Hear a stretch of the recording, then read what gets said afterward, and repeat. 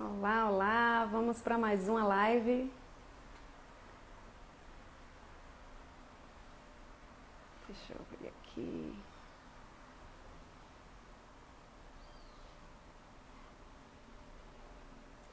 Oi, Eli, Manu. Deixa eu ver se a moça já está aqui, por aqui. Vou aproveitar para o pessoal ir entrando para eu apresentá-la. Apesar que só tem torcida organizada aí, então todo mundo que conhece, né? Vamos lá. Dia muito especial hoje. Não só para fazer a live com a Renata, que, nossa, minha amiga maravilhosa, super competente, mas por ter vivido, né, a situação de uma familiar, no caso minha mãe, que teve câncer de cabeça e pescoço alguns anos atrás e está podendo participar dessa conscientização nesse momento. Vamos embora.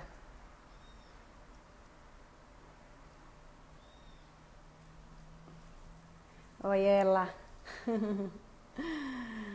Então vou apresentar a Renata para quem não conhece ou para quem conhece também, certo?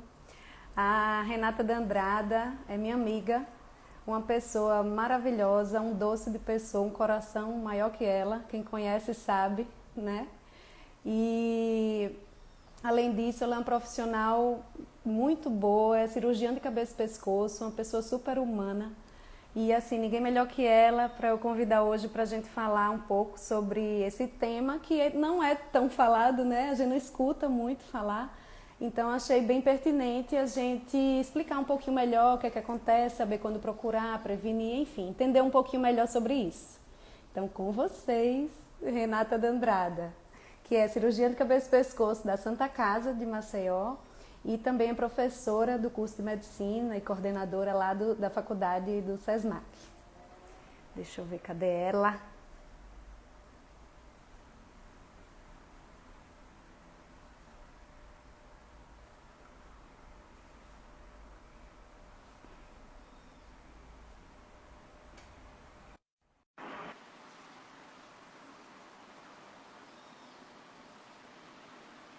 Se alguém tiver alguma dúvida, já vai compartilhando. Olá, pessoal. Tá Tudo entrando, bem? tá chegando ainda.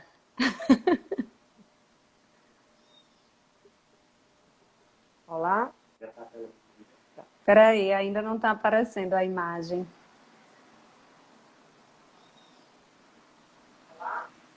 Tudo bem? Conseguem me ouvir?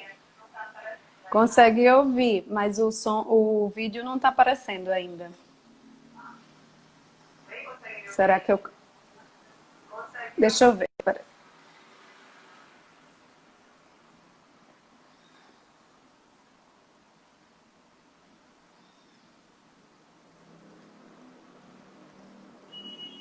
E agora, tudo certo? Agora! Muito bom! Tá aparecendo. Tá E tudo aí, certo. minha querida, acabei aqui de lhe Olá, tudo apresentar. bem? Não sei se você Peguem leve escutou. comigo a minha primeira live. Poxa, aqui é só leveza. Só Tudo certo. leveza. Estava lhe apresentando aqui, não sei se você escutou, Ouvi sim. Obrigada aí né? pelas palavras, pelo convite e pela oportunidade de participar nesse dia importante para a nossa especialidade, né? E é um momento Sim. para a gente conscientizar a população a respeito do câncer de cabeça e pescoço. E acho que é importante talvez a gente começar com alguns tópicos que a gente acha que são mais relevantes, mas vamos deixar bem aberto aí para o Quem público tiver fazer dúvida, as né? Acho perguntas que a e isso, pode intenção interagir. é essa, até porque eu fiz uma enquete e perguntei se as pessoas sabiam quando procurar esse especialista, cirurgia de cabeça e pescoço, e, para minha surpresa, apesar de saber que as pessoas não sabem muito, mas 80% das pessoas não sabiam. Então, acho que se você puder explicar um pouco, primeiro, o que é o cirurgião de cabeça e pescoço, do que trata, esse especialista, e quando as pessoas podem pensar tanto em procurar, quanto até os próprios especialistas, outros médicos, outros profissionais de saúde, podem também saber quando direcionar para, no caso, você ou um colega da mesma especialidade. Joia. Eu vou falar o que é o câncer de cabeça e pescoço, aí eu já faço um link com a minha especialidade. E quando a gente Certo. escuta assim, câncer de cabeça e pescoço, eu acho que a gente não fica claro que. Então, Uhum. seriam os tumores malignos que afetam a região da boca. Quando a gente fala boca, a gente fala lábio, a parte da língua, essa parte que fica abaixo da língua, que a gente chama de soalho, a parte de dentro das bochechas, o céu da boca, a parte do palato, né, que a gente chama de palato, o fundo da garganta, que a gente chama de faringe, a laringe, que é o órgão da voz, a parte de trás do nariz, que a gente chama de nasofaringe, a própria cavidade nasal, né, os seios da face também, chamam de seios paranasais, as glândulas que produzem saliva, né, que são as glândulas salivares, que estão aqui nessa região, as maiores são as parótidas, tem aqui embaixo, essa região do osso da mandíbula, que são as glândulas submandibulares, tem glândula dentro da boca também, e o carro-chefe da cabeça e pescoço, que é a tireoide, que eu acho que são patologias mais prevalentes e o maior número de pacientes que nos procura é com patologias da tireoide. Então, já meio que falei um pouco da especialidade. O cirurgião de cabeça e pescoço, ele trata de patologias que afetam essas estruturas que eu falei para vocês. A mais prevalente de todas é, de fato, a tireoide. Então, a nossa área de atuação está aqui juntinho com a da nossa doutora querida, doutora Renata Ferraz, que é otorrino, e muita gente até confunde um pouco isso, essa área de atuação, e a gente estava conversando mais cedo, aqui no Brasil são especialidades separadas, né? A gente tem a formação, a residência médica em cirurgia de cabeça e pescoço e a residência médica em otorrinolaringologia, mas fora no Brasil, Estados Unidos, Europa, é uma especialidade única, né? A otorrino e Isso. a cabeça e São pescoço mais são anos de formação, uma onde única você sai especialidade. com a formação das duas Isso. coisas. Porque de uma forma bem simplificada, né? A cabeça e pescoço é como se lidasse com a parte oncológica das Isso. regiões que o otorrino trata. Então, o otorrino seria mais a parte benigna e o cirurgião de cabeça e pescoço mais a parte Isso. oncológica, né? Apesar de também tratar Exatamente. de doenças benignas, Tumores né? benignos. A maior área de atuação seria realmente os cânceres. Nessas topografias, a gente é como se fosse uma parte da cirurgia oncológica, cirurgia de cabeça e pescoço. Inclusive, atuo também na Santa Casa, como na residência de cirurgia oncológica, eles passam na cabeça e pescoço os residentes também, mas realmente fala muito com a otorrino e também muita gente confunde e pergunta se, para o meu marido, se eu sou neuro. Não, o Que é neurocirurgião, ele cabeça, né? atua, cabeça e pescoço, ele atua, não atua no cérebro. Então, tudo que é sistema nervoso central, cérebro, medula, quem atua é o neurocirurgião. O cirurgião de cabeça e pescoço atua em tudo que Então, é fora do crânio, fora basic, da coluna vertebral. basicamente, pescoço para cima, exceto a região do cérebro, a região neurológica, né? E assim, Isso, câncer de exatamente. pele, se não for nada muito Sim, profundo, uma coisa que pegue outras sim, regiões, sim, também acaba que o dermatologista, cirurgião plástico acaba atuando, né? sim, sim. E Exatamente. uma coisa que eu acho interessante também é essa questão da formação mesmo, né? Isso é tão próximo que o residente de otorrino na Santa Casa roda com você também ou só o de Sim, cirurgia sim, oncológica? Também, sim, né? sim. Temos residentes otorrino também, rodam com a gente nas cirurgias, aí a gente trabalha junto com a equipe tanto da otorrino como da cirurgia oncológica, são áreas afins, né? Uhum. Então, vez ou outra a gente precisa de cirurgias conjuntas também, onde eu digo sempre que a minha parte é a parte mais fácil, que é de retirar o tumor e fica a bronca depois para os outros reconstruírem, ou a parte mais difícil, a parte da otorrina, a parte da neuro e a parte da cabeça e pescoço, que briga um pouco nessa questão, mas a gente trabalha É. muito em conjunto, porque são áreas bem próximas, então, mas é diferente, né? Tanto é que tem gente que pergunta, mas como é o nome da sua especialidade mesmo? É Essa essa mesmo, cirurgia de né? cabeça e pescoço. É, Então o esse mais é um momento legal também de... é que na formação, por exemplo, o cirurgião de cabeça e pescoço, ele faz alguns anos de cirurgia geral e faz a especialidade de cabeça e pescoço. E aí, em alguns hospitais, algumas instituições, o departamento de cabeça e pescoço é junto com o otorrino, que foi o caso de onde eu fiz, né, lá na Unifesp, e tem outros lugares que a cabeça e pescoço é vinculada mais à questão da cirurgia mesmo. Então, acaba que não tem tanta ligação com o otorrino. Mas, assim, pelo que você mesmo já explicou, tá claro de que a gente lida muito na mesma área. Então, a gente precisa atuar em conjunto para tirar dúvida, encaminhar e, enfim, para lidar melhor aí com isso e as pessoas saberem realmente quando procurar. Então é muito comum chegar gente para mim, por exemplo, com alguma coisa de cabeça e pescoço e eu mando para você, ou às vezes alguma coisa mais tranquila para você, você manda para mim, e eu acho que essa parceria é importantíssima. Muito, A gente precisa muito, conhecer um muito. bom cabeça e pescoço aí para atuar. Muito, muito. A gente é uma especialidade, infelizmente, que na grande maioria dos centros existem poucos especialistas na área de cabeça e pescoço. É uma área muito carente, principalmente na área de atuação que eu foquei mais, que é o SUS, né? Eu trabalho muito com o SUS. Então, a gente precisa realmente que mais colegas se estimulem, né, e façam a especialização, e aí a gente consegue realmente atuar ajudar um número maior de pessoas, principalmente tão carentes como são as do SUS. É E hoje a verdade. meu forte, minha área de atuação maior é no SUS do Hospital Santa Casa. É o que me apaixona mais, na verdade, além da docência também, que eu estou tentando investir. Mas é isso, eu Muito bom. estava vendo sobre essa questão hoje, né, ser um dia tão simbólico para a gente, assim, e falar sobre essa questão da conscientização, pensar também na prevenção, né, do câncer. E muita gente se preocupa, muita gente não sabe quando procurar o cabeça e pescoço, né, se preocupa em quando é que precisa procurar. Primeiro que a gente estava conversando mais cedo e pensamos que é importante deixar a mensagem aqui para vocês, que a gente vai falar um pouquinho sobre algum tumor de cabeça e pescoço, mas que não fique a mensagem que vocês precisam amanhã ir correndo para o médico pedir um monte de exame e investigar de cima a baixo e procurar um tumor, né, de cabeça e pescoço. Não é essa a mensagem, mas existem algumas situações em que é importantíssimo que vocês não negligenciem e realmente procurem um especialista.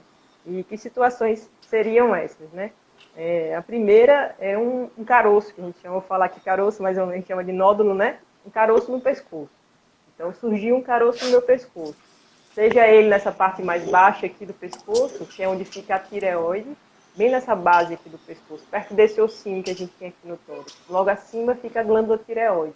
Ela não é a glândula como muita gente pensa que fica na garganta. Eles falam, minha glândula está na garganta, ela fica nessa parte da frente aqui do pescoço. Então, fica aqui embaixo. Um caroço nessa região ou um caroço em qualquer outra localização do pescoço, certo? Surgiu um caroço, um nódulo no meu pescoço.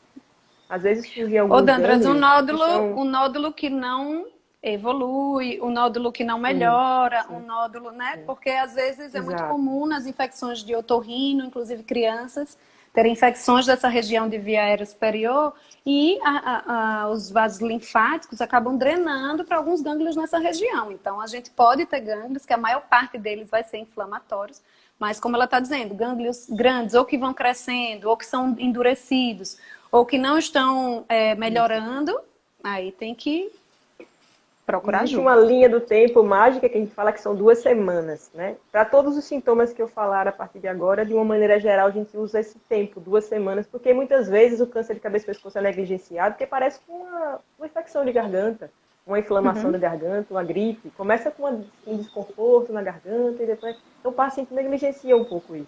Os Então sintomas são não são nódulos que... tão claros assim, né? São muito parecidos com outras doenças, né? Lembra o slogan, né? O slogan da campanha, né? É o câncer Na que tá na cara e cara às ali, vezes mas você não vê, a né? gente não vê. Sim. Verdade. Então a gente... o nódulo é uma situação em que é muito importante a gente observar se 2 semanas ele não desaparece, porque muitos nódulos inflamatórios, né? Eles desaparecem em 2 semanas. A rouquidão, né? Também persistente, porque, nossa, quem é que não já acordou sem voz, ou então com a voz alterada, que seja pelo uso exagerado da voz, ou seja por uma síndrome gripal que afeta também a voz, mas é uma voz, uma rouquidão que persiste, ela Então, persiste mas por mais de duas diferente um semanas. pouco do perfil de profissional da voz, né? Que às vezes o abuso Sim, sim, vocal também sim, pode justificar a sim, sim. rouquidão, mas talvez a gente falando um pouco de fatores de risco ou de perfis de pessoas que acabam tendo mais cabeça e pescoço, fica mais fácil as pessoas entenderem assim, não, realmente, né? Isso não tá legal. Mas mesmo um profissional da voz com a rouquidão persistente também precisa de uma avaliação, né? No mínimo do Sim, otorrino, de sim, é fazer um exame. importante. Sim.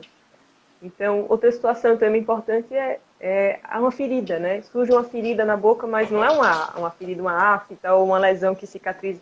É também uma ferida, uma úlcera que a gente chama, que é uma ferida na boca. Qualquer local que eu falei, seja no lábio, seja na língua, seja na bochecha por dentro, qualquer nessa região, sangrante ou não, às vezes sangra, chama mais atenção, mas às vezes não sangra, ou não dói. Muita gente acha que o câncer tem que doer, né? Tem que doer, o nódulo maligno ele é para doer, o tumor maligno ele tem que doer, não. Muitas vezes ele é indolor. Então é uma ferida que não dói e não sangra. Mas ela não cicatriza também, em 2 semanas. A gente usa esse número mágico, mas ele ajuda a gente a pensar quando procurar o especialista. Então, um nódulo no pescoço, uma ferida na boca, qualquer local, lábio, dentro da boca, que não cicatriza em 2 semanas, uma rouquidão persistente, uma dificuldade ou dor para engolir, também persistente, né, que demora a se resolver. Então, a gente deve realmente procurar o especialista nessas situações. E a gente falou agora de fatores de risco, né? Quem são as pessoas que teriam que se preocupar mais com isso?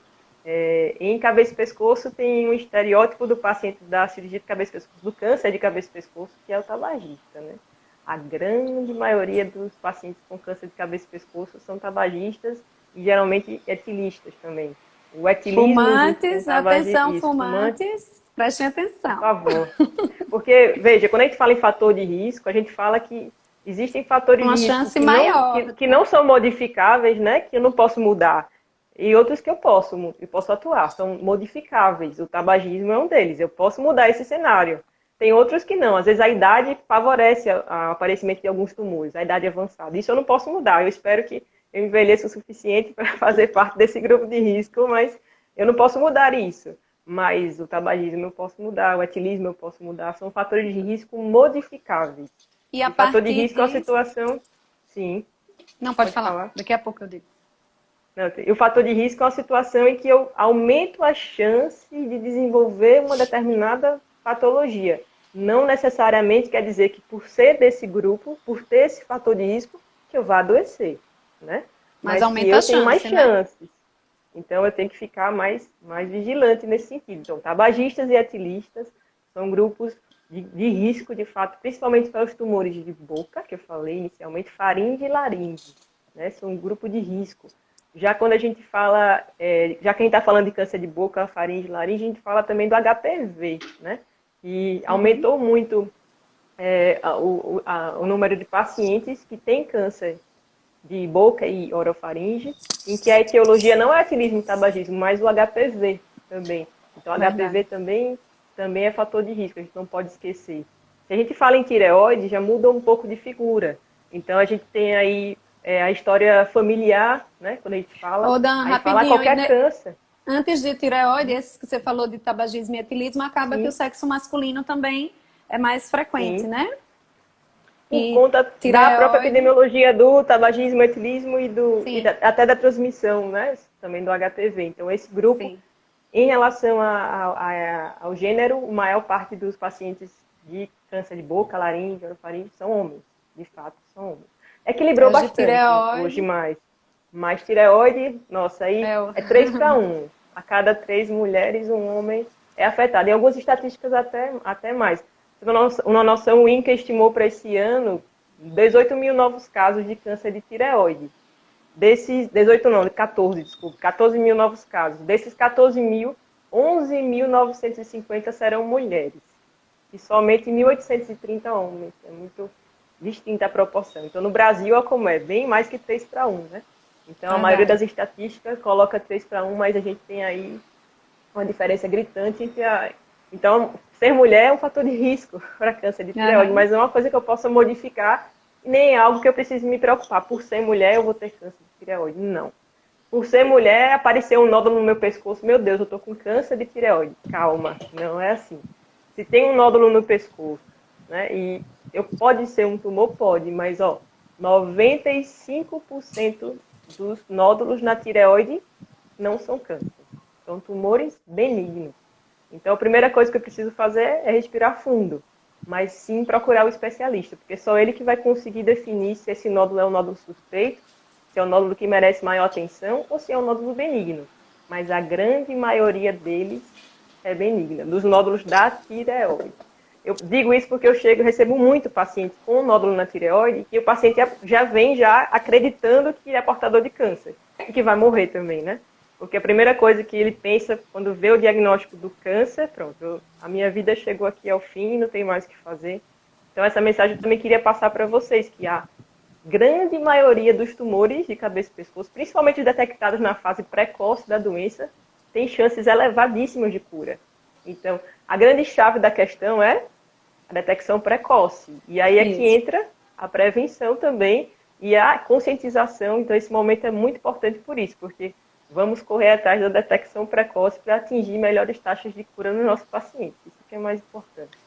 Lembrando até que a linha é tênue, né, entre a detecção precoce, que é tipo aparecer alguma coisa estranha que não melhora nessa região e procurar ajuda, da neurose, assim, de achar, ficar procurando câncer em todo lugar ou sentindo coisas, porque quando a gente fica com isso muito na cabeça, a gente fica achando que tudo pode ser câncer. Estamos vivendo isso em relação ao Covid, né? Tudo pode ser Covid, tudo é e COVID. às vezes a pessoa sente outras coisas e é Covid.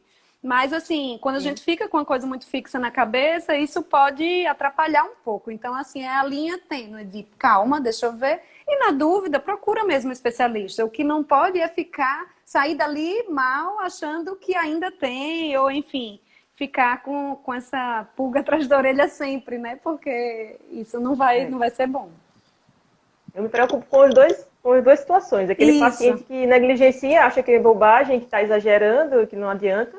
E a outra é aquela pessoa realmente que em tudo ela encontra um grande problema. E várias vezes chegam pacientes realmente que têm cistos na tireoide, que a tireoide é sempre o que eu atendo mais no consultório. Então chega com cistos na tireoide, que é uma doença benigna, muito pequenos, de 1 centímetro ou menos, até que descobriu por um acaso, por um exame de rotina, e chega preocupadíssimo e às vezes não aceita que eu diga que aquilo é um cisto. Que não precisa, mas não vai fazer nada. Não, mas já fez, já avaliou, já viu que é um cisto. Não precisa tirar esse cisto, mas eu quero que arranque. Mas não tem indicação. É uma doença benigna. Não vai se transformar num câncer. Não vai se transformar num câncer. Então, muitos têm dificuldade. Por causa da cancerofobia, que a gente chama, né? As pessoas têm medo, realmente. Mas tem que se preocupar com as duas partes. Com uma questão de negligenciar também. Então, nas situações que a gente citou, que são muito importantes, principalmente se você é do grupo de risco, deve sim procurar o especialista o mais rápido possível e esclarecer isso para que a gente possa realmente respirar aliviado. E o grupo de risco que não consegue parar, por exemplo, de cessar o tabagismo, cessar o etilismo, se você é do grupo de risco que tem dificuldade de deixar de ser grupo de risco, então tem que manter uma vigilância maior. Assim, tem que realmente fazer sempre avaliação de rotina, que você pode desenvolver tumores não só na cabeça e pescoço, mas em outras topografias também. O tabagismo ele aumenta o risco de câncer de bexiga, por exemplo, também. Pulmão. E além dos problemas respiratórios, exato, também, do câncer mesmo de pulmão e outros problemas respiratórios que afetam muito a qualidade de vida, né? A gente não vai pagar esse preço lá na frente. Aí, às vezes, a pessoa vem com argumento, mas é só o grupo de risco que vai desenvolver o câncer? Não necessariamente. Você pode não ser do grupo de risco e ter câncer, mas nem por isso, né? A gente não deve ficar atento e trabalhar em cima dos fatores de risco modificáveis, aqueles que eu posso modificar, de fato, a questão da ingesta de carne vermelha, né? Por exemplo, já foi comprovado que aumenta o risco de câncer de boca e orofaringe. Então, que ingesta é essa? Ingesta diária. Já se fala, inclusive, do tipo de preparo, então, churrasco, já que o carvão ele tem ainda carcinogênicos também. Então, o churrasco ele aumenta o risco sim, de câncer de boca e orofaringe. Então, o ideal seria, no máximo, 2 a 3 dias de consumo de carne vermelha, ou diminuir até mais isso, que seria até melhor. Mas aqui entra um pouco a opinião pessoal. Mas, em termos científicos, a ingesta diária de carne vermelha, eu sei que eu vou ser criticada, que eu vi alguns entrando aí que são adeptos da carne vermelha, tem que ter bastante cuidado e aumentar a ingesta de frutas cítricas e verduras também que protegem, é um fator protetor contra câncer de boca e orofaringe. Então, além do tabagismo e etilismo, a ingesta alimentar é muito importante. Alguém perguntou ali sobre o HPV, se o sexo oral pode causar câncer. Pode. Então, como é que eu posso prevenir isso? O uso do preservativo. Então, o uso do preservativo atua aí como prevenção na questão da transmissão do HPV. E outra maneira a gente pode prevenir o HPV, está bem em pauta, né, recente, a vacinação. Né? A vacinação também é uma forma de prevenção ao HPV. Pelo SUS a gente tem disponível para meninas de 9 a 14 e para meninos de 11 a 14 anos e pacientes HIV de 9 até 26 anos é disponível gratuitamente.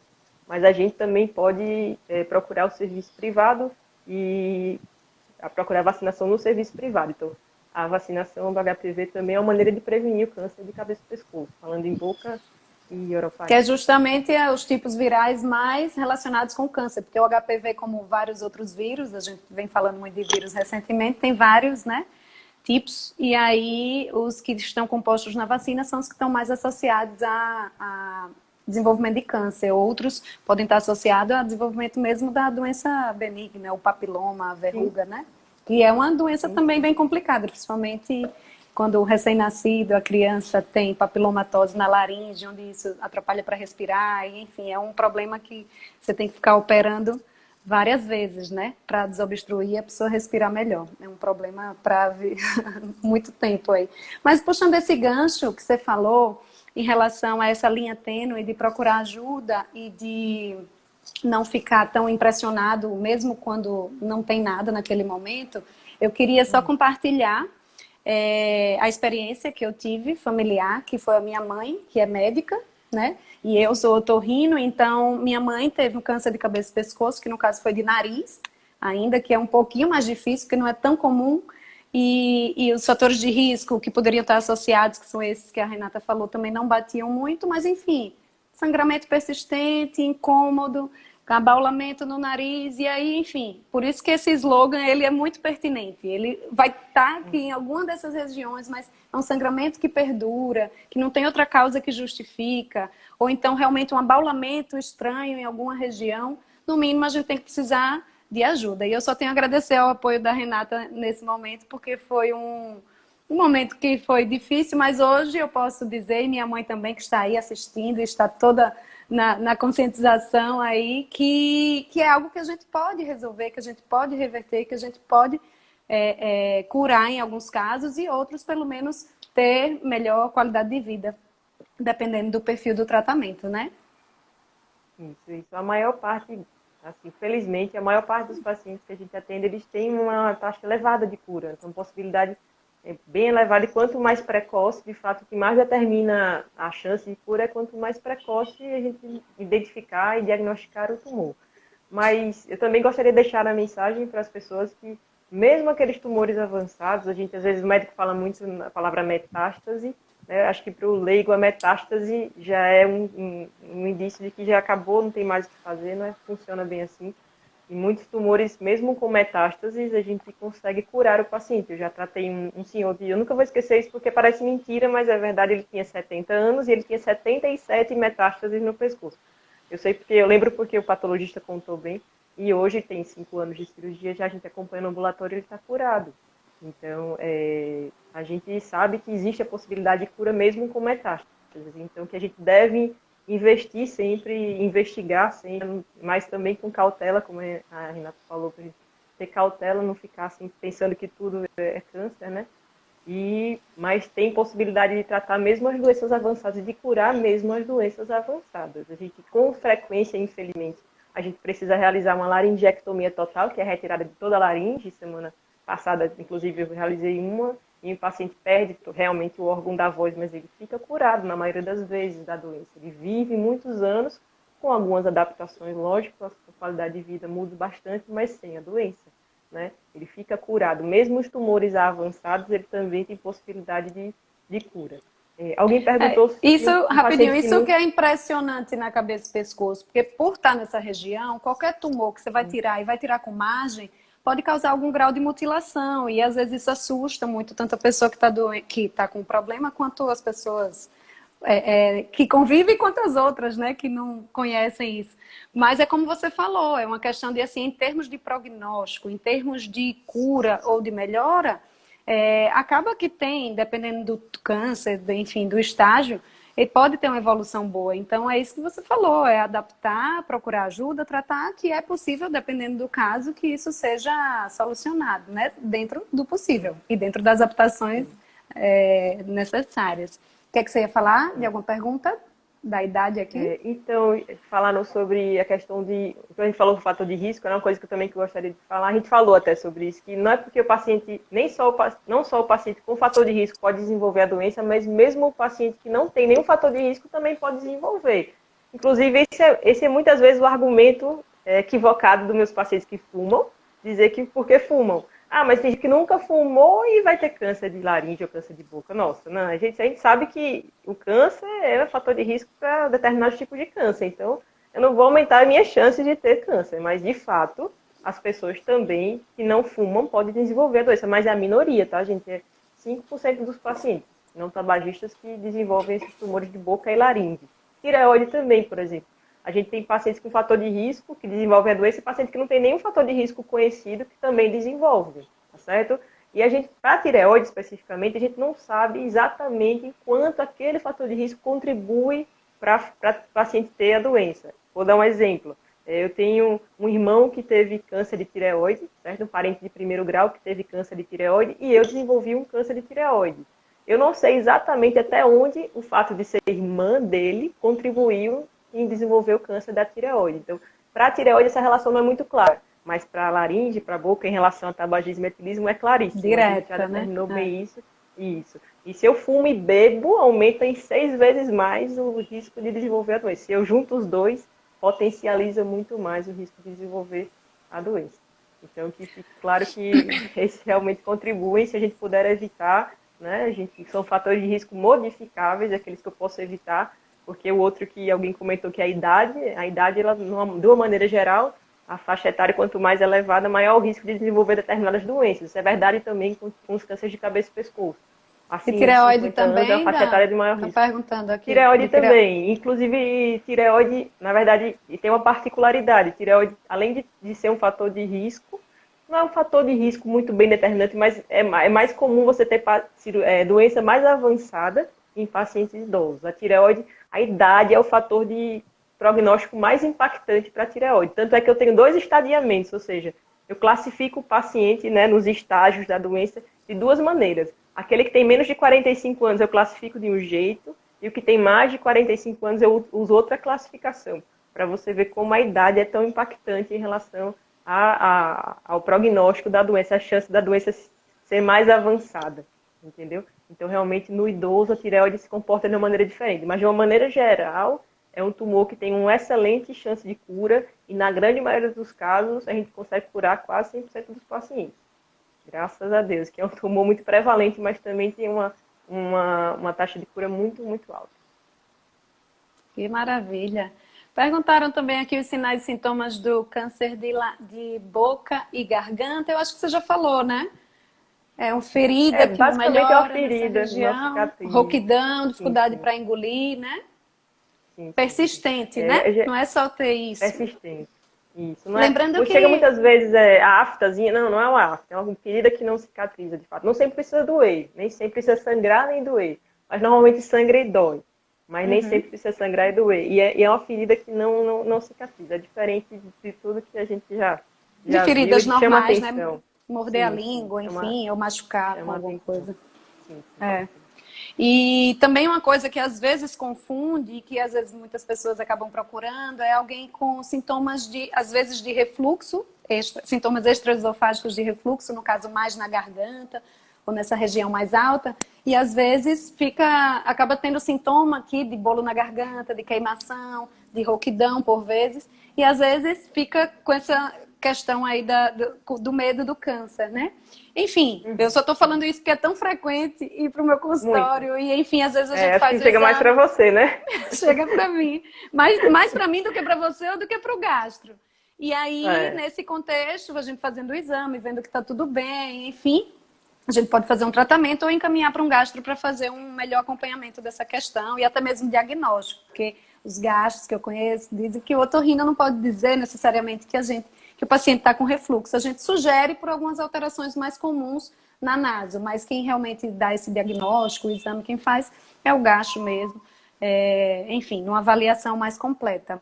Uma coisa que eu queria perguntar também agora sobre as doenças benignas, para você falar algumas mais frequentes, enfim, para as pessoas também verem. Até pode incluir criança, às vezes chega também, né? Vocês veem criança? Sim. Alguns Vejo casos, né? pouco porque, como eu atendo, minha área de atuação é na Santa Casa Centro, lá existe uma restrição Pediatra. para operar. Exato. Eu termino direcionando para outro colega, mas de fato, os tumores benignos mais comuns são da tireoide também. Também, né? São da tireoide, a maioria. Inclusive, quase todos os nódulos de tireoide que chegam para ser avaliados são benignos, né? 95%, como eu tinha citado, a grande maioria. Chegam também muitos tumores de parótida, né? Que é uma glândula salivar, fica inchada essa região aqui. Acho que as pessoas já viram cachumba, né? Que cachumba é uma infecção viral que afeta essa região, então a parótida fica bem inchada, então seria semelhante com a cachumba, só que é um nódulo. Ele é um caroço, cresce aqui na frente, normalmente na frente da orelha, mas ele pode crescer para trás da orelha, que é uma glândula grande também, ou então até abaixo aqui dessa região da mandíbula, mas normalmente ele cresce nessa região.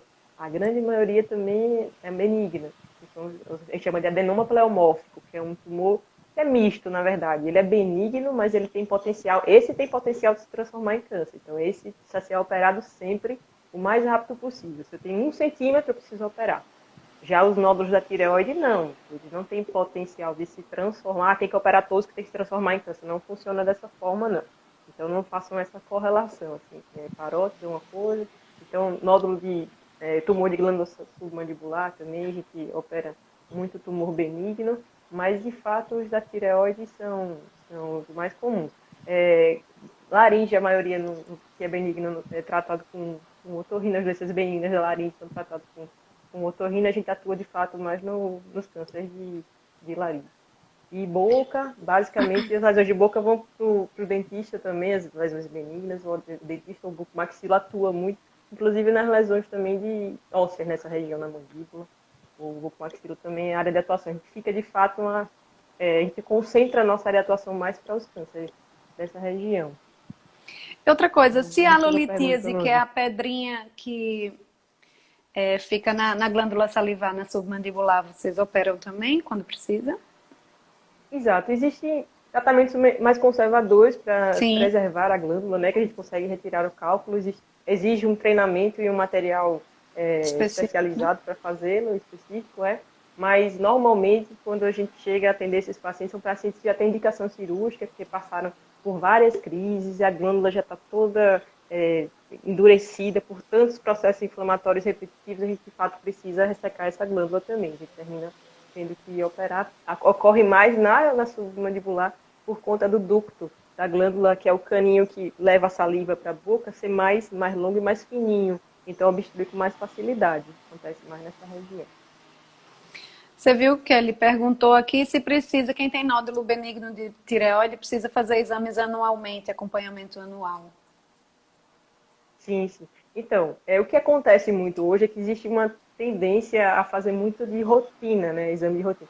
Existem alguns tumores que tem que ser rastreados, né? Fazer rastreamento. A gente vai buscar aquele tumor. O paciente não sente nada, não tem nada, mas anualmente eu devo fazer esse exame para investigar se eu tenho. Isso acontece com câncer de mama muito.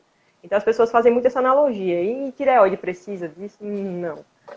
Um câncer de mama tem um comportamento bem diferente do câncer de tireoide. Então, não há recomendação formal em realizar uma busca ativa dos nódulos da tireoide, muito menos de câncer de tireoide, que a grande minoria dos nódulos é câncer.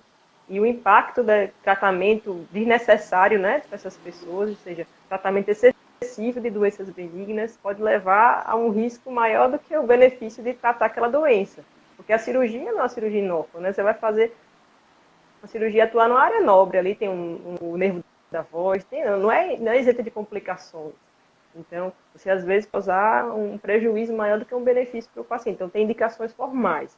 Mas se eu já diagnostiquei que eu tenho um nódulo na tireoide, eu não estimulo você a buscar isso. Amanhã vamos fazer todo mundo tração de tireoide. Não vamos fazer não.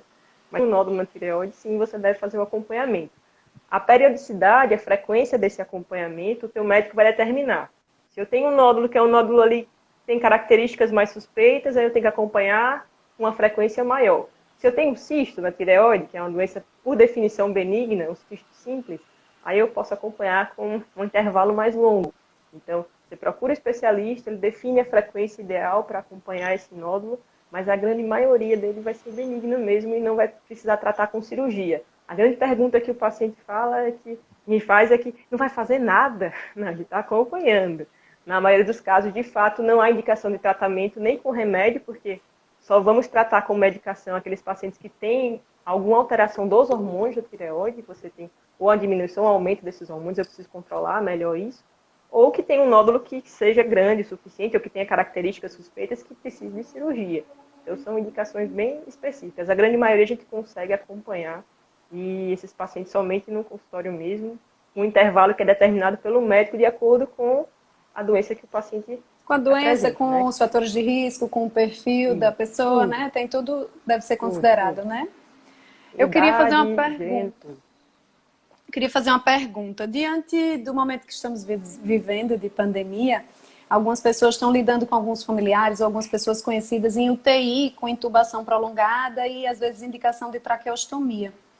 E aí, eu queria que tu falasse um pouco sobre traqueostomia, como que é e tal. Muita gente não entende mesmo e às vezes é até uma coisa meio difícil, né? Porque tem que passar a visita, passa às vezes por telefone, a família tem que definir essa escolha e não entende direito o que é que significa fazer uma traqueostomia. Então, queria que tu explicasse o que é a traqueostomia e a diferença de uma traqueostomia de um paciente que tem um câncer de cabeça e pescoço, que vai fazer uma cirurgia na região da laringe, por exemplo, e precisa de uma traqueostomia, em geral, às vezes definitiva, e um paciente desses de UTI com intubação prolongada, que, no caso, é oferecida a opção de fazer a traqueostomia com o intuito de proteger mesmo a via aérea.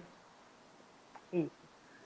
Então, a traqueostomia é um procedimento cirúrgico, né? Também é bastante comum na nossa prática diária, em que eu acho que a maioria de vocês talvez tenha visualizado. Meu pescoço, acho que cabe umas 3 traqueostomias, dá para vocês verem bem, é um pescoço longo.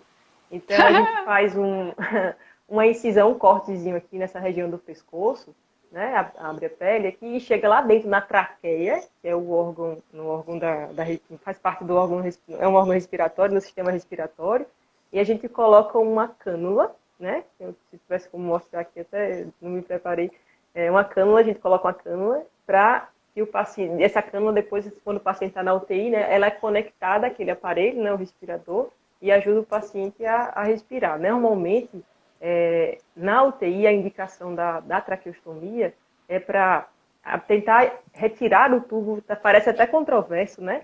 Mas é quando a gente está próximo de tirar o paciente do respirador, ele acelera esse processo, né? Para abreviar o tempo de ventilação mecânica, né? Que é a conexão com esse aparelho, com esse respirador.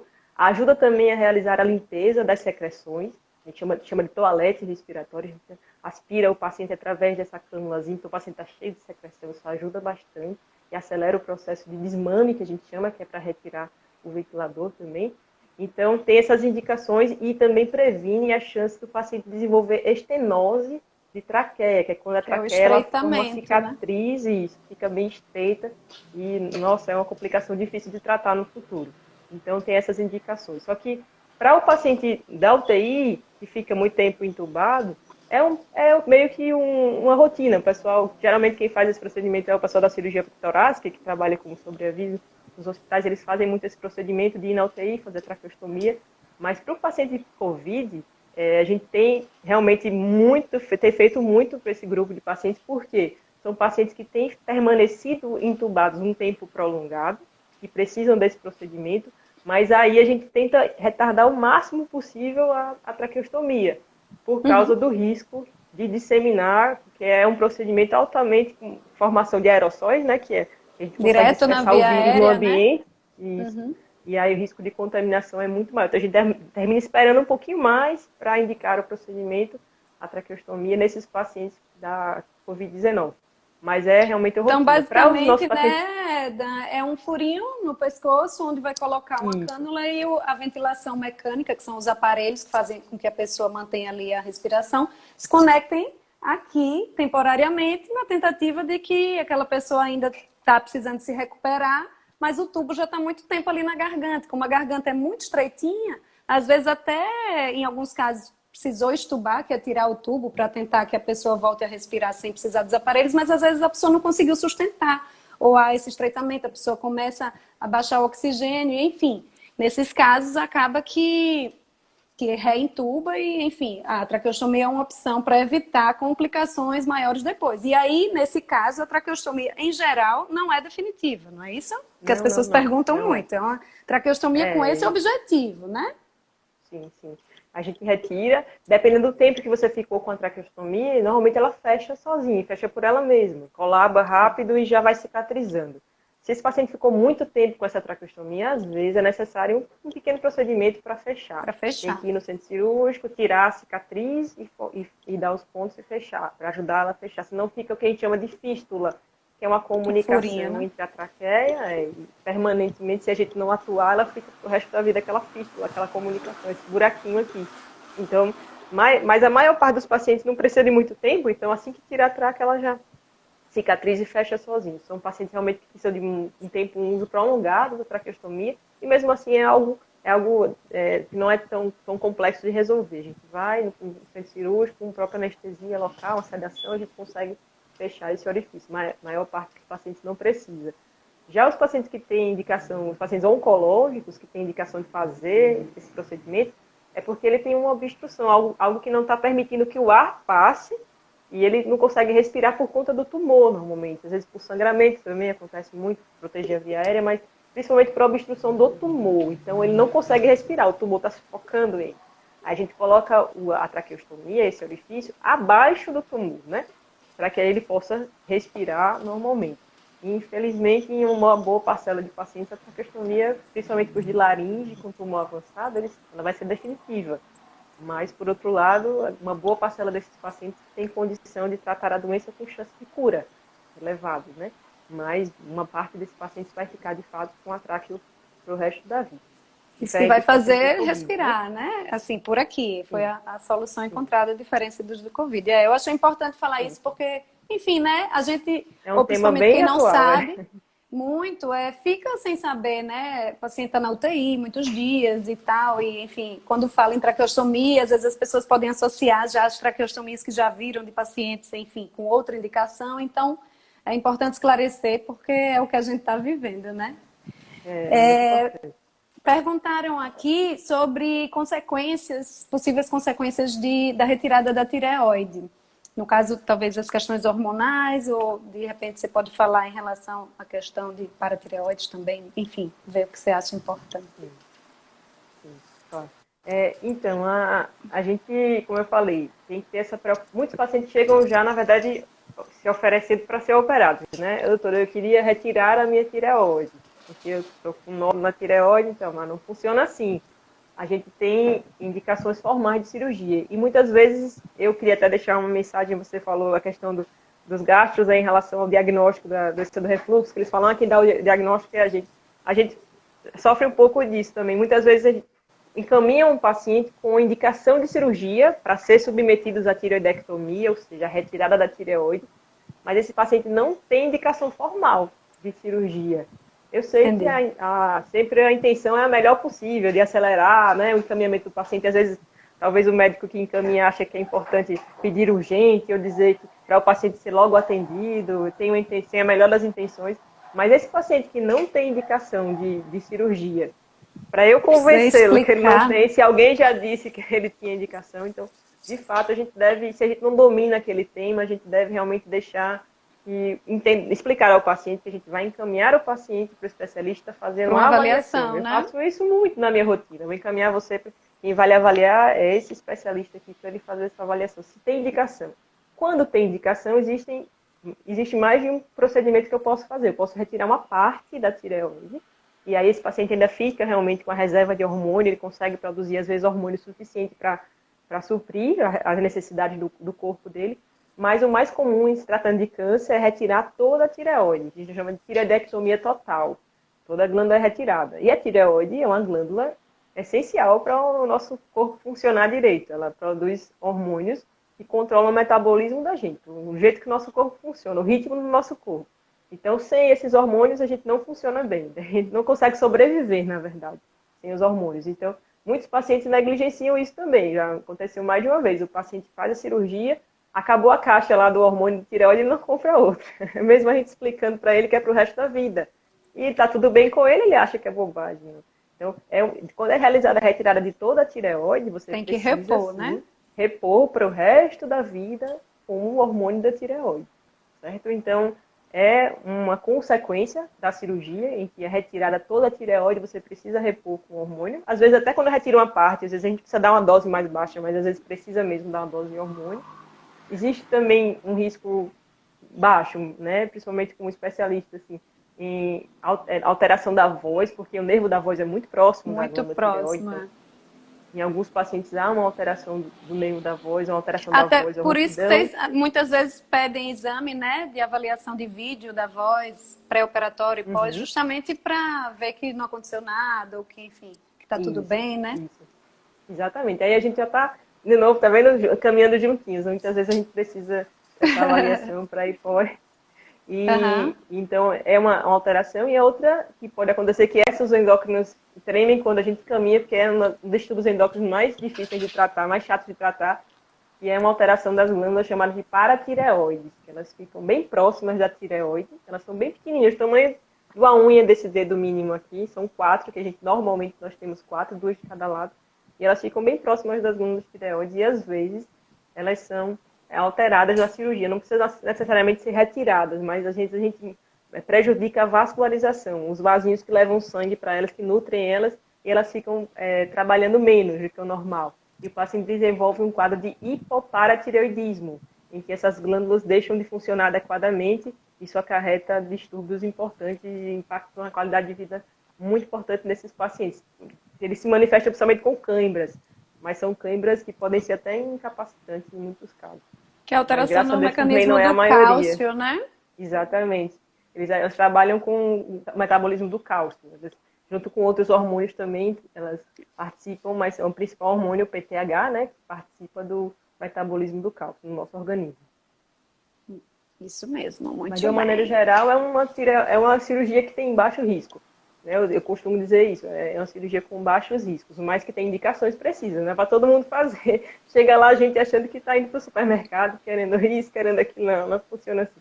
É uma cirurgia que não é isenta de riscos, mas... E é numa região muito delicada, normais. né? Um hematoma, em área nobre. Isso, então qualquer complicação, sangramento, alguma coisa que aconteça nessa região, é bem complicado. Então, assim, quem operar, por mais que fica tranquilo, no pós-operatório tem que fazer o seu repouso e todas as orientações aí que o Sejam bons pacientes, passa. Né? Sim, não depende só do médico. Sejam comportados, né? Nada, depende de muita gente. Eu falo sempre que depende de 3 pessoas os tratamentos para funcionar. Tem a parte do médico, tem a parte do acompanhante, da família, que suporte é importantíssimo, né? Em algumas situações é fundamental e a gente às vezes nem não consegue fazer sozinho o tratamento, precisa de um apoio, muitas vezes em cabeça e pescoço acontece muito isso. E a terceira pessoa, que é a mais importante no processo, é o próprio paciente. Porque muita coisa depende dele e sem ele não vai dar certo. Né? A gente tem um limite na nossa atuação. Tanto nós como a família, a gente tem um limite. Então pode ir até certo ponto, o resto é com vocês. Então precisa que vocês entendam a importância de seguir adequadamente os protocolos e essa também depende muito da relação que a gente constrói, né, com o paciente. Eu acho que você só tem elogios aí, os nossos amigos que estão aí, seus pacientes também podem falar, mas eu sempre ofereço os meus serviços, mas espero que ninguém nunca precise, porque é bem mais complicado. Mas eu acho que a chave da nossa atuação como médico é essa parte dessa relação que a gente constrói de confiança e realmente eu sempre tento focar nisso. Acho que é a partir daí que a gente consegue bons resultados no tratamento, né? Sim. Depende muito realmente de que o paciente entenda a importância do papel dele mesmo. Para isso, a gente está aqui para orientar também. Com certeza, explicar bem, entender, ter todo o seu processo, deixar à vontade se quiser ter uma outra opinião, tudo faz parte. Inclusive, como a gente atua em áreas muito parecidas, 2 coisas que eu acho bem interessante. Uma, que é isso que você falou, então, um colega, por exemplo, eu, quando vejo um nódulo ou uma coisa diferente, que eu não estou segura de só acompanhar aquela pessoa, a primeira pessoa que eu ligo é você para pedir uma orientação e uma avaliação, ou se eu posso adiantar algum exame, alguma coisa. Eu acho que isso é essencial quando a gente não tem segurança de dar seguimento, né? Eu falo isso muito no sono também, porque o sono, enfim, todo mundo... A gente tem uma noção, assim, do sono, e quem tem noção e puder acompanhar, e puder pedir exame, e puder dar andamento para esse paciente, melhor ainda. Mas se está inseguro, encaminha para alguém que entende, né? Que aí a coisa vai fluir. E outra coisa é, por exemplo, como a gente atua em áreas parecidas, um paciente com câncer de amígdala, por exemplo. Então, a amígdala normalmente é o otorrino que opera, né? A retirada das amígdalas, mas que é por outros motivos em geral. Por uma amígdala muito grande, que está atrapalhando para respirar, para comer, ou que inflama muito. E aí, às vezes, é uma cirurgia de amígdala por um câncer de amígdala. Quem vai fazer é o cabeça e pescoço, e a cirurgia é diferente. Apesar de retirar as amígdalas, você pensa em todo o contexto de tirar margem, de ver se aquilo foi resolvido. Então, assim... Esvaziar o pescoço. Esvaziar o pescoço. Então, fazer até essa investigação pré... Então, assim, tudo precisa ser avaliado de uma forma mais ampla. Inclusive, até às vezes, quando eu vejo uma amígdala muito assimétrica, no caso, uma amígdala muito maior que a do outro lado, que não é tão habitual, que, enfim, é algo que a gente também precisa levantar a anteninha e, peraí, vamos entender melhor, pedir alguns exames, entender se está tudo bem, porque às vezes não é assustar, mas se eu trato de coisas mais benignas e eu vejo algo que não está correndo como habitual, eu preciso investigar e excluir a possibilidade de ser algo comprimindo, empurrando a amígdala para o outro lado, enfim, ou coisas nesse sentido. Então, o nosso papel como profissional de saúde, não cabeça e pescoço, é levantar a anteninha com todas essas orientações que você deu aí, para justamente saber para onde ir. E, por outro lado, também não assustar as pessoas ou já indicar a cirurgia. Porque quem vai indicar são depois que o paciente é avaliado por vocês. Porque, como você falou, a partir do momento que eu digo vá para Renata e ela vai lhe operar, chega lá, é difícil para você explicar e a pessoa aceitar que o que ela tem talvez não precise ser operado, né? Isso deixa ele inseguro, né? Porque, teoricamente, os médicos estão com opiniões conflitantes, né? Um diz uma coisa e o outro diz outra. Eu vou confiar em qual agora, né? E, normalmente, as pessoas tendem a ter uma preferência, né? O paciente, se ele pensa, principalmente, que ele tem um tumor, ele quer tirar aquilo, pelo amor de Deus, o mais rápido possível. Aí chega alguém dizendo que não precisa fazer nada, nossa, aí é complicado. Então, já começa aí a atrapalhar. E a questão da segunda opinião fugindo um pouco do tema, que é da área de atuação de cada um, é importante mesmo respeitar isso e sempre acho que a gente tem uma comunicação muito boa nesse sentido, mas pensando também na segunda opinião, é importantíssima a segunda opinião, mas eu me preocupo quando aquele paciente tem a necessidade de procurar diversas opiniões, vai para vários fica confuso, né? Exato, porque existem doenças que têm mais de um tratamento excelente para aquela doença. Exatamente, tem mais de um tipo de tratamento, então quando acontece isso, cada médico vai falar do que ele tem mais experiência, o que dá mais certo para ele, mas que os outros também são bons. E quando o paciente começa a ver várias opções e várias coisas diferentes, ele fica muito confuso. Meio perdido, né? Isso. E até dificulta, quando você procura vários médicos, o paciente conhecer bem tua história. Porque tu procurou um no começo, aí depois evoluiu um pouquinho, procurou... Ele perde aquela sequência. Então, não estou dizendo que a gente não deva procurar uma segunda opinião, mas... Mas cuidado, né? Isso, tenha cuidado e mantenha realmente um segmento, porque esse acompanhamento muitas vezes é essencial para a gente conseguir dar o diagnóstico. Porque muitas doenças não se apresentam logo na primeira consulta, a gente precisa de um tempo para investigar ou de ver como aquilo vai evoluir, né, para dar aquele diagnóstico. Então, eu sei que é difícil para alguns, mas muitas vezes a gente precisa ter paciência mesmo e construir essa boa relação. Mas não desencorajo a segunda opinião de forma alguma. Mas ter essa preocupação também. A gente tem que saber para que a gente quer, né? A gente quer ver uma outra opinião. A partir disso, você também tem que tirar suas conclusões sobre isso, né? E não apenas jogar para o outro a responsabilidade, mesmo que ele seja o teu médico, de ele definir. Muitas vezes ele vai mostrar as opções ou as opções mais viáveis e decidir junto com você, né? É uma coisa em conjunto.